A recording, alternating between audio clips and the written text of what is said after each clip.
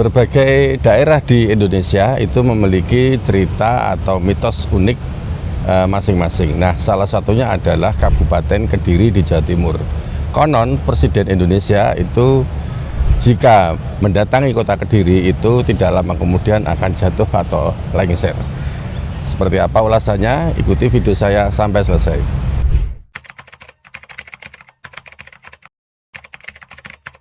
Tonton video ini sampai selesai agar Anda paham dan mendapatkan manfaatnya.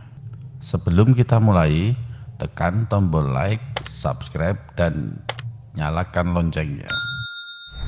Kabupaten Kediri, Jawa Timur itu selain terkenal karena ada perusahaan rokok yang ternama, juga terkenal karena sejarah di Kabupaten Kediri itu sangat tua gitu ya. Nah, di kota Kediri itu ada semacam cerita atau semacam mitos bahwa jika Presiden Indonesia itu mendatangi kota atau Kabupaten Kediri, maka tidak lama Presiden tersebut akan lengser atau akan jatuh. Sang proklamator atau Presiden pertama Indonesia, Bapak Soekarno, itu pernah mendatangi kota Kediri. Kunjungan ke Kediri itu beliau lakukan tidak lama setelah beliau dilantik menjadi Presiden Republik Indonesia. Dan Bung Karno itu berhasil menjadi Presiden RI selama 21 tahun. Nah, kemudian Presiden kedua atau Presiden yang terlama menjabat di Indonesia selama 32 tahun yaitu Presiden Soeharto. Bahkan selama 32 tahun beliau menjabat itu belum pernah sekalipun mengunjungi kota atau Kabupaten Kediri. Saya dapat dari berbagai sumber, juga dari cerita masyarakat Kediri, itu Presiden ketiga yaitu Bapak B.J. Habibie dan Presiden keempat Bapak Abdurrahman Wahid, Kiai Haji Abdurrahman Wahid atau Gus Dur, itu beliau berdua pernah mengunjungi Kabupaten Kediri, tapi kemudian tidak lama dari kunjungan itu kedua presiden tersebut akhirnya lengser atau jatuh dari kursi kepemimpinan. Kemudian presiden kelima kita yaitu Bu Megawati Soekarno Putri selama menjabat sebagai presiden itu belum pernah mengunjungi Kediri. Nah, kemudian penggantinya yaitu Bapak Susilo Bambang Yudhoyono itu pernah mendatangi kabupaten atau kota Kediri itu selama 2 kali, yaitu di daerah pengungsian Gunung Kelut, dan yang kedua itu di daerah pinggiran Kabupaten Kediri, daerahnya itu di sekitar daerah Pare itu ya.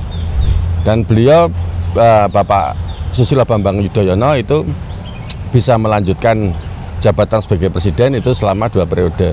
Tapi menurut mitos atau cerita yang berkembang di masyarakat kota Kediri, kenapa Pak SBY bisa artinya terus menjabat selama 2 periode sebagai presiden setelah mengunjungi Kediri, itu karena beliau tidak melintasi Sungai Brantas.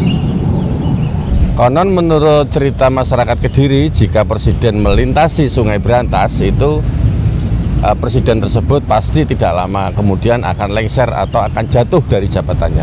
Nah, kemudian penggantinya Pak SBY yaitu Bapak Joko Widodo atau Pak Jokowi yang sekarang masih menjabat sebagai presiden, itu beberapa waktu yang lalu dalam sebuah acara atau agenda kerja sebetulnya beliau Pak Joko Widodo itu akan berkunjung ke Kediri.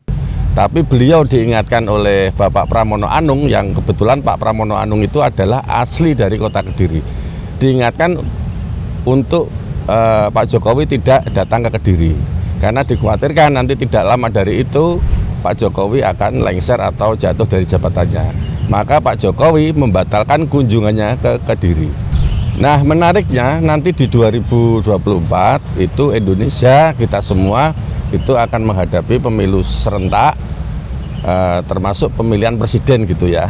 Nah, saya dan kita semua itu menunggu apakah nanti presiden terpilih yang sekarang nama-nama yang sudah beredar, baik itu Pak Prabowo atau Pak Ganjar Pranowo atau Pak Anies Baswedan atau siapapun yang nanti akan terpilih jadi presiden di 2024, beranikah beliau datang ke kota atau Kabupaten Kediri dan melintas Sungai Brantas? Terlepas benar atau salah mitos tersebut, tapi mitos atau cerita tersebut itu sudah sangat diyakini oleh masyarakat, sebagian besar masyarakat kota atau Kabupaten Kediri. Nah, selebihnya atau selanjutnya kita kembalikan pada diri kita masing-masing. Karena apa? Karena Nusantara itu memang kaya dengan kearifan lokal berikut dengan mitos dan cerita-cerita rakyatnya. Demikian video dari saya, sehat selalu untuk Anda, untuk keluarga Anda. Tuhan melindungi dan salam NKRI.